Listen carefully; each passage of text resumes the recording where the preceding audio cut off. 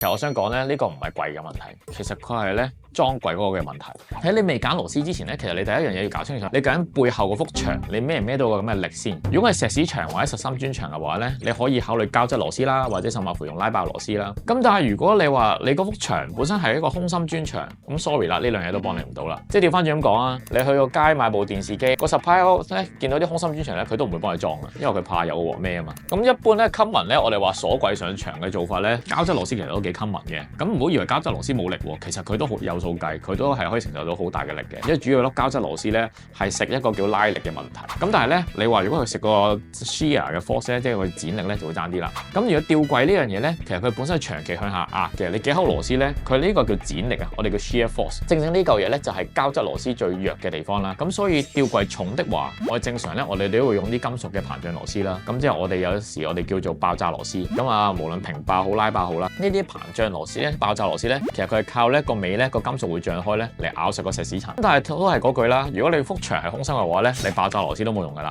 我係工程師 Andrew，follow 我哋話俾你聽多啲工程上嘅知識。